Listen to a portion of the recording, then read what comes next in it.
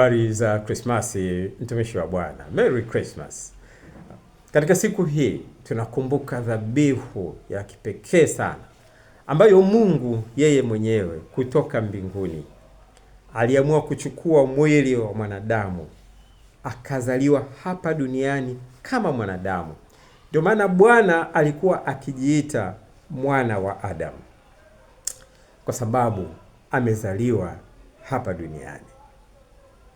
Kwa hiyo siku hii ya Christmas inapokuwa inaadhimishwa na wanadamu hapa duniani, tukumbuke dhabihu kubwa ambayo Mungu mwenyewe alikubali kushuka hapa duniani na kukaa na watu wake na kuwaokoa.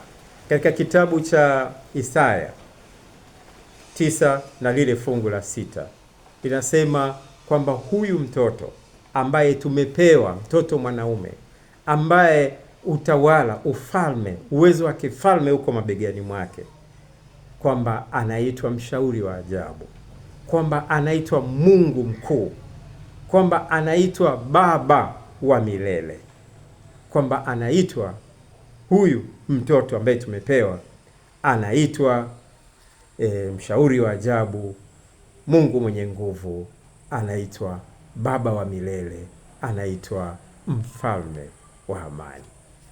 Lakini ni huyu huyu ambaye Yohana alimshuhudia.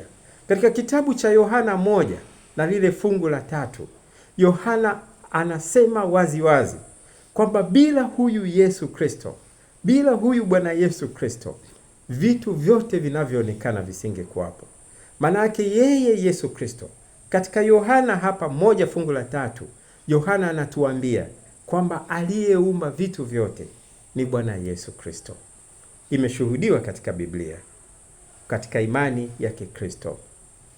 Lakini hapo hapo pia katika kitabu cha Wakolosai 1 na fungu la 16, naye anasema Wakolosai, nacho kitabu hiki kimeandika wazi kabisa kwamba huyu Yesu Kristo ndiye aliyeumba vitu vyote. Na kitabu hiki kinasema kwamba vitu vya mbinguni na vya juu ya nchi, vinavyoonekana na visivyoonekana. Kitabu hiki cha Wakolosai 1 na 16 kinashuhudia kabisa kwamba aliyeumba vitu vyote ni Bwana Yesu Kristo. Lakini tunamuita Bwana. Yeye aliwaambia wanafunzi wake kwamba nyinyi mnaniita mwalimu na Bwana. Anasema mnafanya sawa, kwa sababu hivyo ndivyo nilivyo. Na hapa tunasoma katika kitabu cha Yohana 13 fungu la 13. Yesu Kristo hapa anakubali kwamba yeye ni Bwana. Watu wengi wamekuwa wanasema tuambie, tuonyesheni ni wapi ambapo Yesu Kristo amekubali yeye ni Mungu. Sasa Yesu anakubali kwamba yeye ni Bwana. Sasa Bwana ni nani? Hebu tuangalie. Katika kitabu cha Isaya 42, Isaya 42 na lile fungu la 8, Mungu mwenyewe anasema, mimi ni Bwana, ndilo jina langu, na utukufu wangu sitampa mwingine.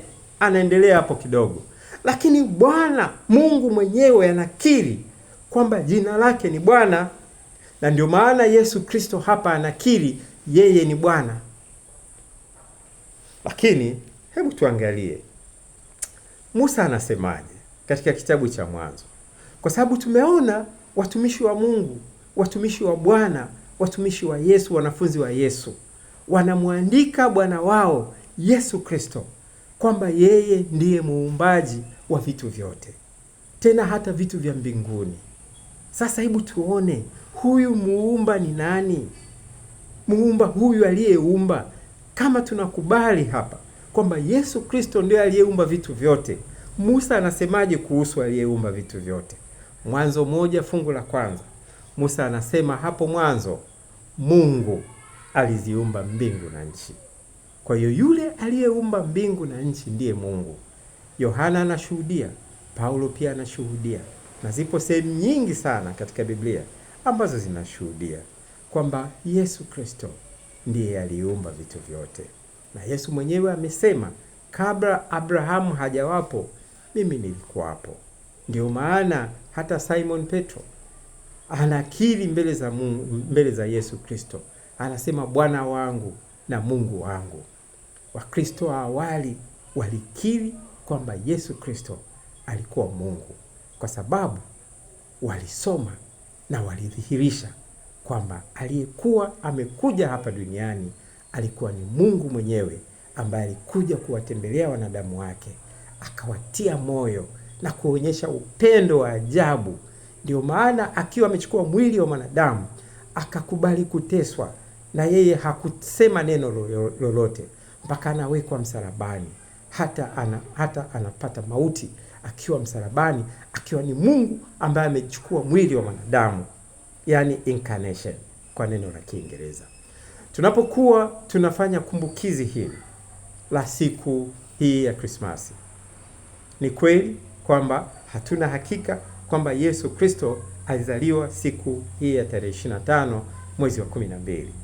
Kuna siku hii imehusianishwa na miungu wengine kama Tamuzi na vitu vya namna hiyo. Niliwahi kukaa Sinza, kulikuwa na baa moja, nimelisahau kidogo jina la ile baa, lakini imejengwa baa ile ilikuwa ile sehemu ambapo pamejengwa kitu kama Pierre Camp or something, nimesahau, pale Sinza kwa Palestina pale karibu na msikiti wa Al-Nur kama sikosei.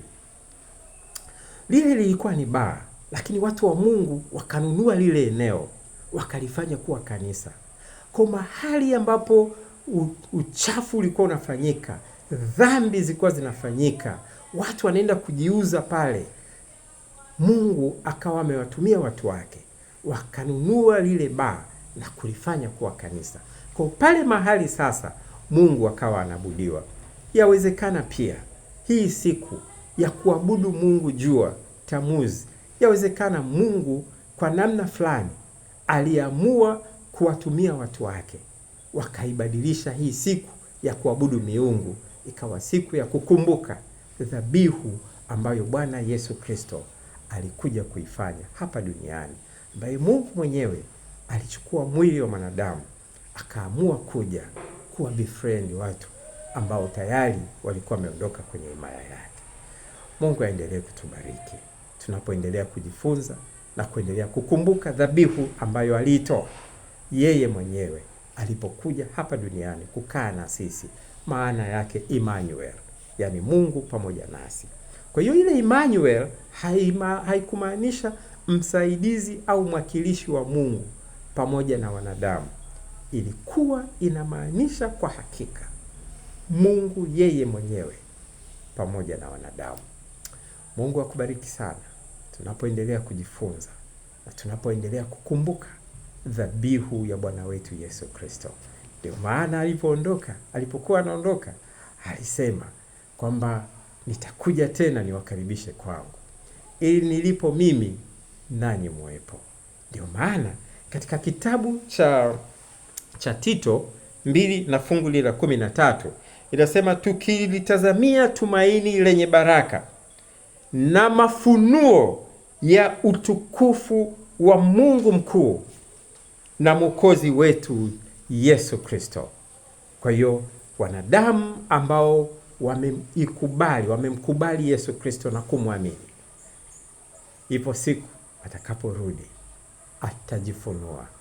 Ule utukufu alikuwa ameuficha wakati anakuja, atakuja nao in full kama utukufu wa Mungu mkuu, kama maandiko yanavyosema, ili kwamba hata wale ambao walikuwa na doubt wataona hakika ya kwamba kumbe ni kweli huyu alikuwa Mungu mwenyewe.